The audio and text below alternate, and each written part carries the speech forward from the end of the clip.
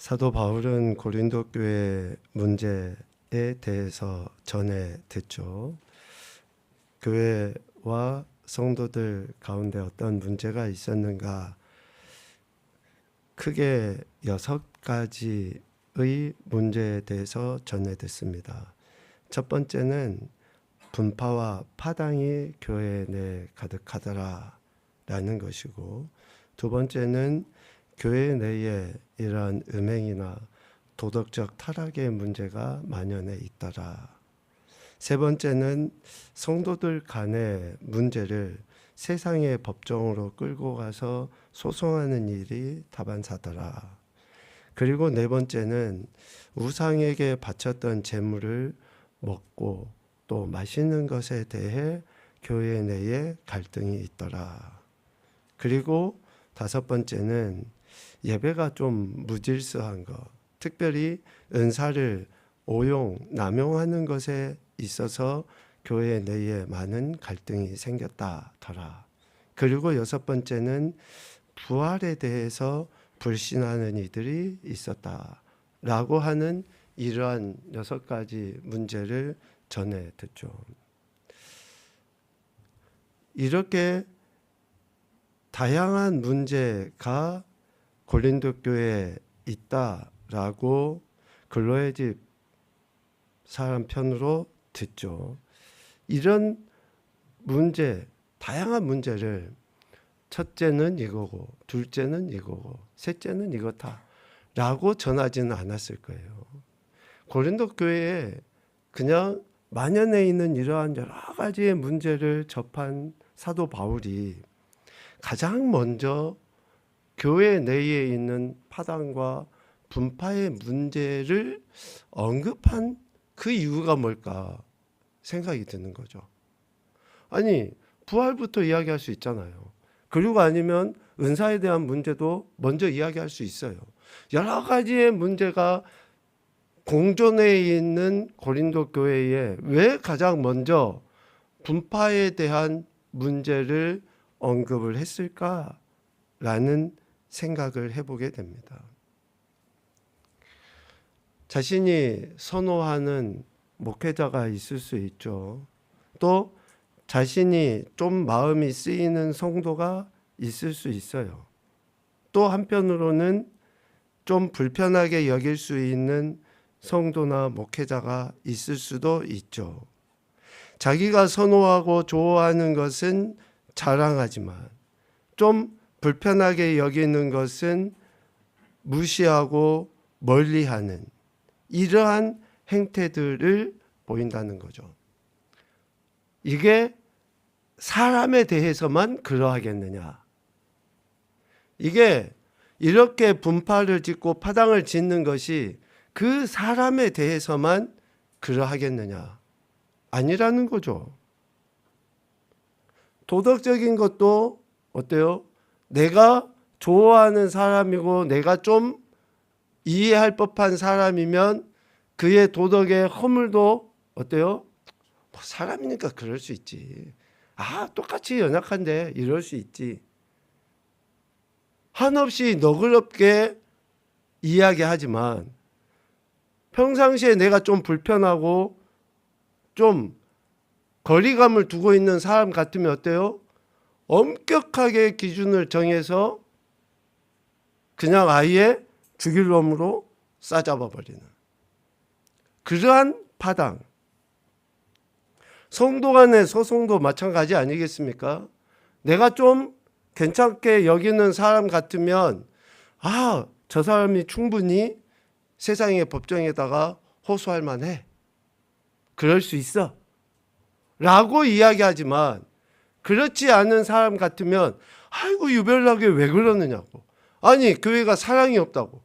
좀 이해해 주지. 그것을 세상의 법에다가 소송을 걸었다고. 파당을 짓지 않겠습니까? 우상에게 바쳐진 제물을 먹고 마시는 것도 마찬가지죠. 내가 마음에 드는 사람, 좋아하는 사람 같으면 저가 모르고 그랬으니 그를 판단하고 정죄할 게 있냐. 좀 좋은 게 좋은 거지. 그냥 그렇게 좀 넘어가지. 꼭 그렇게 날카롭고 예리하게 찔러야 되겠냐? 라고 할 때지만 그렇지 않은 사람 같으면 어때요? 한 방울이라도 우상에게 바쳐진 재물을 마시고 먹었다고 하면 어때요? 눈에 불을 켜고 그냥 죽여야 될 죄인처럼 비난하고 정죄하고 하는 그러한 파당을 짓는 거죠. 이렇게 각양의 행태들 속에 여러 문제들 가운데에 바울이 분파와 파당을 가장 먼저 언급한 것은 이런 모든 것들이 결국은 우리가 누구에게 속해 있느냐라고 하는 것의 문제라는 것 때문에 바울은 이 문제를 첫 번째로 언급한 게 아닌가 생각합니다. 사람의 지혜, 말의 지혜의 능력이 얼마나 있을까요? 바울은 고린도 교회의 이런 모든 문제, 즉 파당의 문제를 사람의 지혜로 하려 하기 때문에 문제다라고 이야기한 거예요. 고린도전서 1장 18절 말씀을 우리 찾아서 읽어보겠습니다. 고린도전서 1장 18절입니다.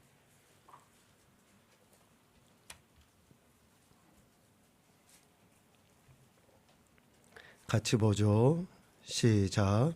십자가의 도가 멸망하는 자들에게는 미련한 것이요 구원을 받는 우리에게는 하나님의 능력이라. 아멘. 자, 그런데 이 18절 말씀을 이해하기 위해서는 17절 말씀을 절대 빼놓을 수가 없어요. 같이 보죠. 그리스도께서 나를 보내심은 세례를 베풀게 하려 하심이 아니요 오직 복음을 전하게 하려 하심이로되 말의 지혜로 하지 아니함은 그리스도의 십자가가 헛되지 않게 하려 함이라. 아멘. 그리스도의 십자가가 헛되지 않게 하기 위해서 사람이 아무리 뛰어나고 똑똑하고 능력이 은사가 다양한 것이 있다 할지라도 자기 사람 만들고 자기 자랑하고 자기의 유익과 자기 의를 드러내 보이는 그 어떤 것도 결코 교회 공동체에 유익이 되지 아니한다라는 것을 이야기하는 거예요. 이렇게 사도 바울은 고린도 교회의 많은 문제들을 바라보며 왜 이런 문제들이 생기는가 라고 하는 것을 결국 하나님 아버지께 영광 올려 드리는 것과 성도 간에 덕을 세워야 한다고 하는 이 복음의 가장 기본적인 기준이 무시되어 버리기 때문에 이런 문제, 파당을 짓고 분파를 일으켜서 교회 공동체를 혼란에 빠뜨리게 되었다라고 이야기하는 거예요. 교회 공동체 내에 일어나는 모든 문제를 바라보는 핵심의 기준이 바로 덕과 영광이라고 바울은 봅니다. 지금 일어나는 모든 일이 행해지는 모든 것이 하나님께 영광을 올려드리고 있는지 성도들 간에 덕을 세우고 있는지를 살펴야 된다라고 이야기해요. 고린도전서 10장 말씀은 그래서 우리가 하나님 은혜 안에서 덕을 세워가는 성도의 삶, 또 하나님 아버지의 영광을 드러내는 삶을 가르쳐 줍니다. 우리 세 구절의 말씀을 연이어서 같이 읽겠습니다. 시작. 모든 것이 가하나 모든 것이 유익한 것은 아니요 모든 것이 가하나 모든 것이 덕을 세우는 것은 아니니 누구든지 자기의 유익을 구하지 말고 남의 유익을 구하라. 그런즉 너희가 먹든지 마시든지 무엇을 하든지 다 하나님의 영광을 위하여 하라. 아멘. 여러분, 우리 신앙과 삶의 기준이 오늘 사도 바울이 고린도 교회 성도들을 향해 권면한 이 말씀이 될 수 있기를 소망합니다. 예수 그리스도 안에서 모든 것이 가하죠. 그리스도인의 자유, 맞습니다. 이미 예수님께서 십자가 지셔서 우리가 모든 죄도 사함 받았고 또 우리가 정말 하나님의 은혜 안에 있기 때문에 모든 거 할 수 있어요. 그런데 내가 행하는 그것이 과연 덕을 세우고 있는가? 무엇이든지 먹고 마실 수 있죠. 그런데 그것이 하나님의 영광을 드러내고 있는가? 만약에 그렇다 하면, 덕을 세우지 아니하면 안 하면 돼요. 하나님의 영광을 드러내지 못하면 안 먹으면 돼요. 먹는다고 해서 잘 사는 겁니까? 안 먹으면 되잖아요. 안 하면 되잖아요. 그런데 기어이 해요. 기어이 먹고. 왜? 그는 그리스도의 사람이라고 말은 하지만 그리스도에 속한 사람이 아니에요. 이렇게 해서 우리가 구원까지 이야기하면 또 여러 생각들을 하고 말을 하니까 구원은 그래요. 하나님께 달려있고 나중에 심판대 앞에 서서 우리가 그때 이제 판단은 받아보는 거예요. 그런데 진짜 구원받았다고 하는 사람은 삶의 태도가 달라요. 삶의 태도가.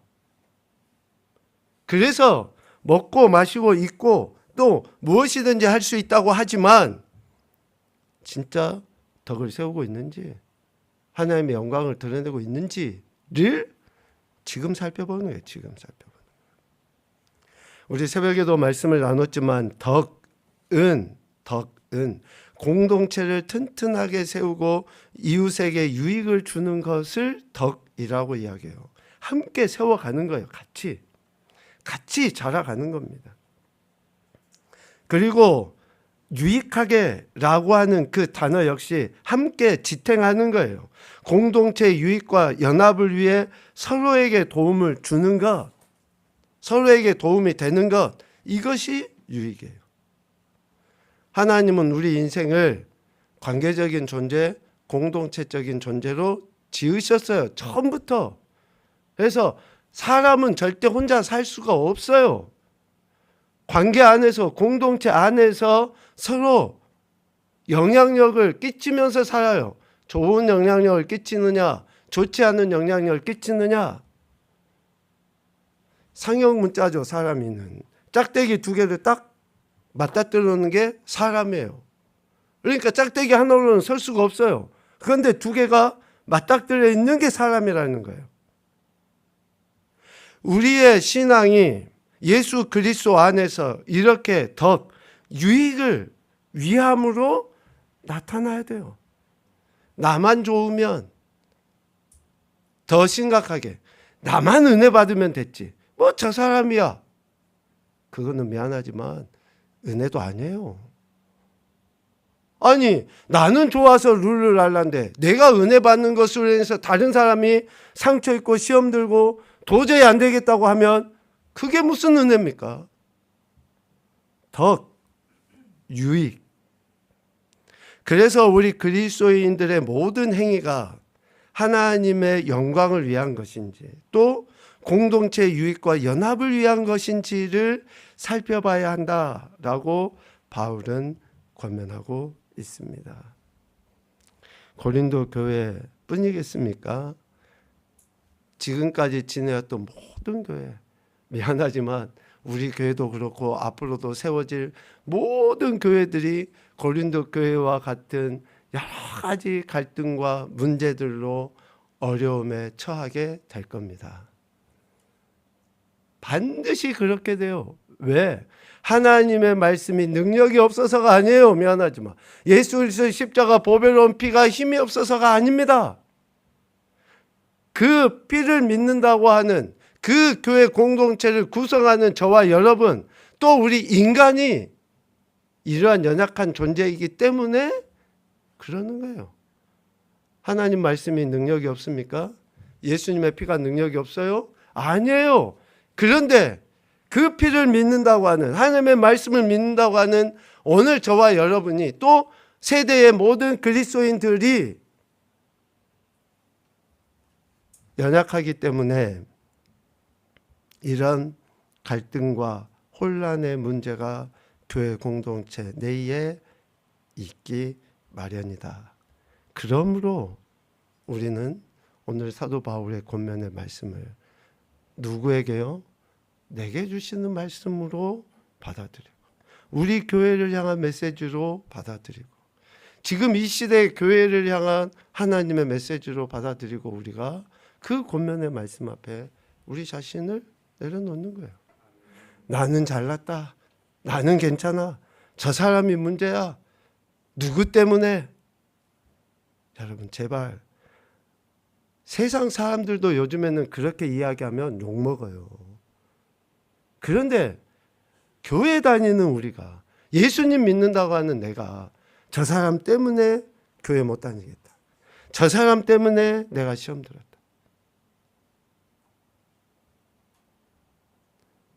자기의 허물은 보지 못해요. 자기가 한 잘못은 보지 못하는 것이 우리 인생이에요. 사도 바울의 이러한 권면, 그래서 오늘 이런 모든 고린도 교회의 문제들에, 즉 덕과 영광을 위해서 행해라라고 이야기하며 고린도 교회 성도들에게 권면하는 내용이 바로 12장 31절이에요. 같이 읽겠습니다. 너희는 더욱 큰 은사를 사모하라. 내가 또한 가장 좋은 길을 너희에게 보이리라. 아멘. 쭉 이런 이야기를 하면서 사도 바울이, 여러분 31절 너희는 앞에 그러므로 라고 하는 단어를 추가하셔도 됩니다. 1장 1절부터 쭉 이야기해왔고 앞으로도 이러한 고린도 교회의 문제들을 이야기하지만 결국에는 성도들이 해야 할 일이 뭐냐? 그러므로 너희는 더욱 큰 은사를 사모하라. 즉 하나님의 영광을 드러내고 덕을 세우기 위해서 반드시 필요한 게 뭐냐? 더욱 큰 은사라는 것을 이야기합니다. 여기서 더욱 큰 은사는 어떤 특별한, 앞서 이야기하는 방언이나 치유의 은사나 통역이나 지식이나 지혜나 이런 하나의 은사를 지칭하는 게 아니에요.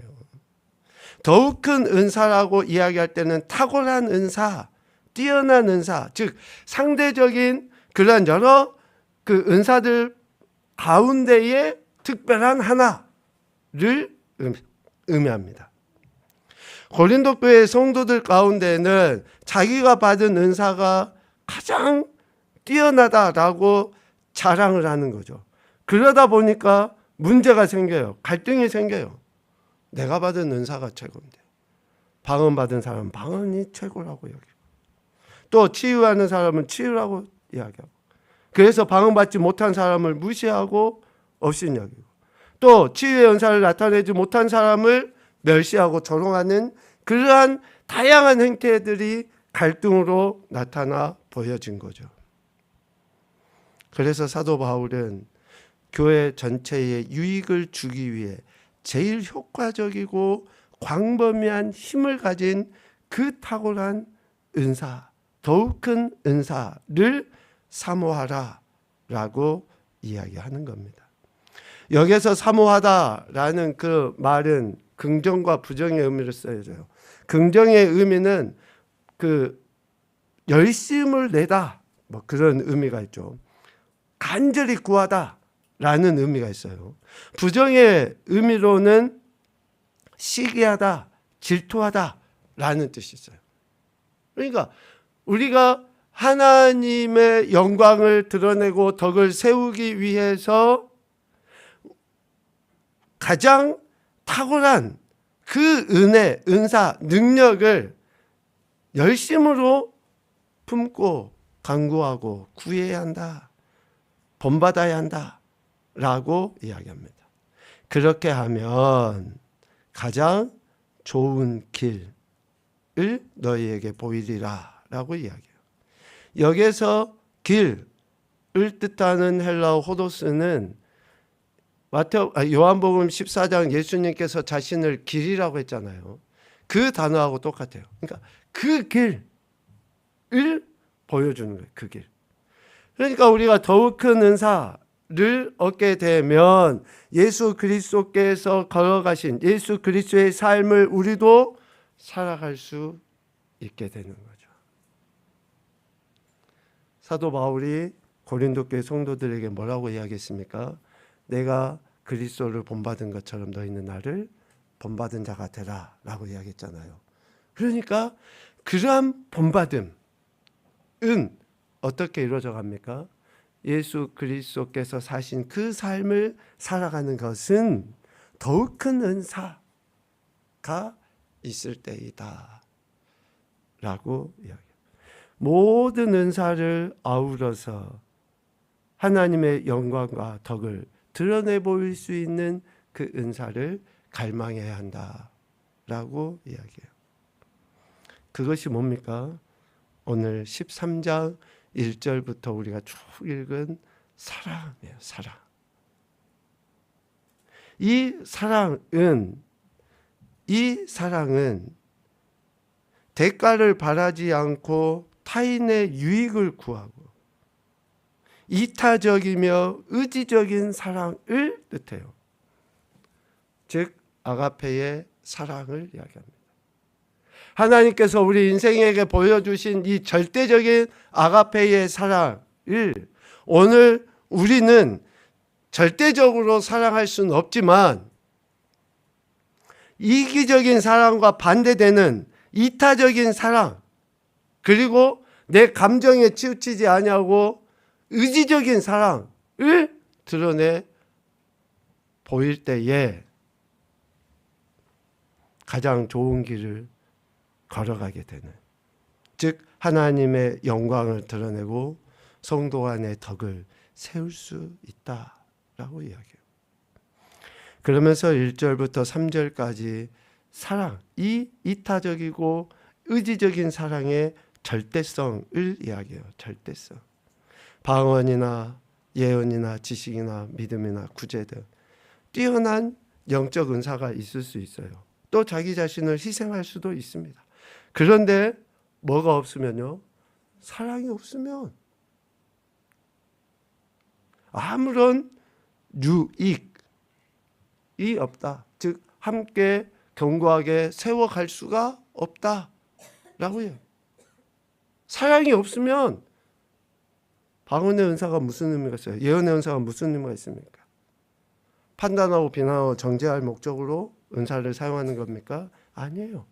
구제하고 봉사하고 헌신하는 거 무슨 의미가 있습니까? 자기 이름 드러내려고요? 아니에요. 사랑이 없으면 다양한 은사들의 존재의 의의를 갖지 못하는 거예요. 미안하지만 가지지 못한 것보다, 은사가 없는 것보다 못해요. 덕을 세우지 못하는 그게 무슨 힘이 있고 능력이 있습니까?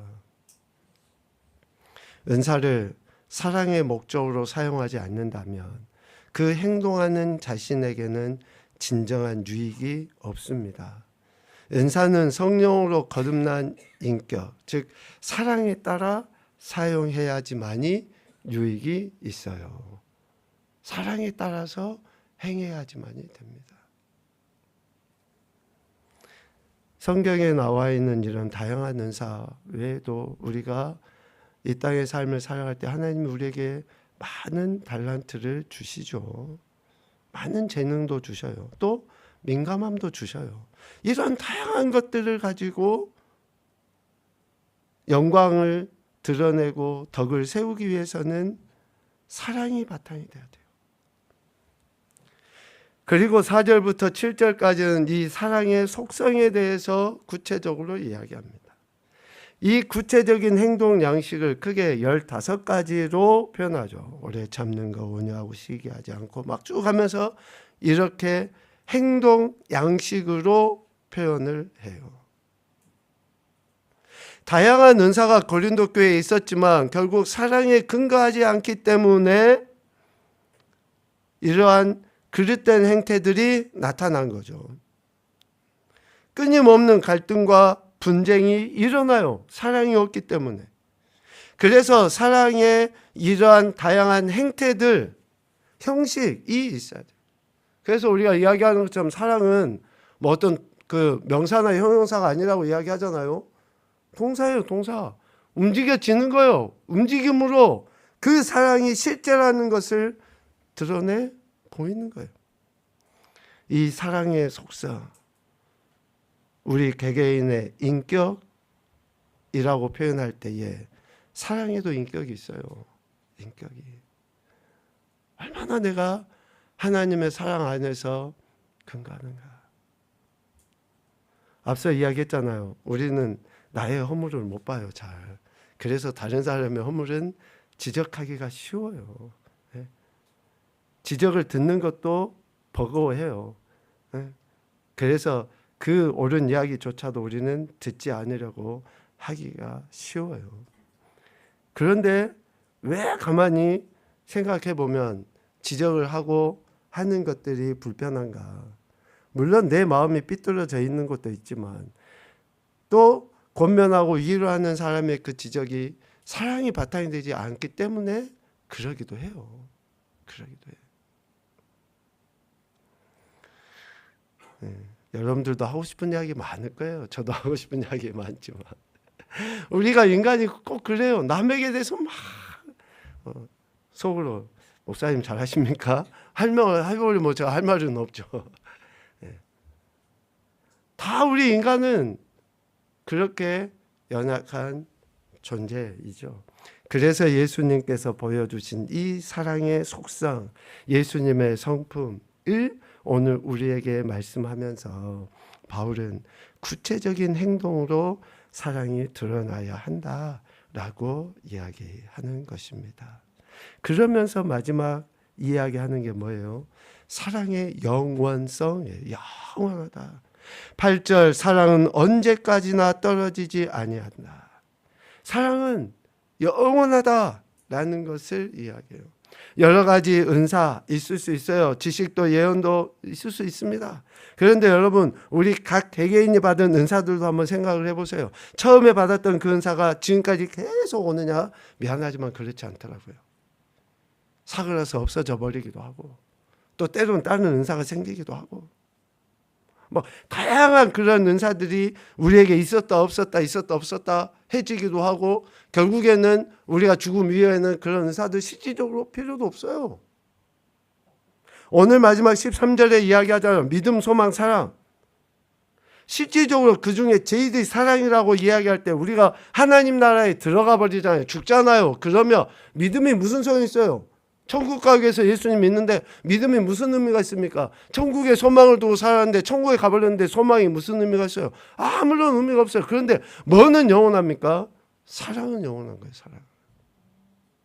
그 사랑을 지금 바울은 고린도 교회 성도들 향해서 권면하죠. 믿음과 소망 중요합니다. 우리가 이 땅의 삶을 사는 동안에 믿음으로 또 소망을 가지고 살아가는 것 중요합니다.